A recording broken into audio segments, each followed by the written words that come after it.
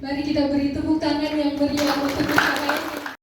Proses untuk meraih predikat bintang 4 ini tidaklah mudah setelah melewati proses audit yang ketat selama 6 bulan oleh tim akreditasi yang independen, termasuk evaluasi terhadap kualitas layanan, SDM, dan standar fasilitas. Kepala Dinas Pariwisata Aceh Tengah Zulkarnain turut merasa bangga dan bersyukur atas prestasi yang diraih oleh manajemen Hotel Grand Bayou Hill. Ini biasa Pak pegang pisau operasi gitu Pak. Ini bisa dimakan Pak ya? Suhu apa ini Pak?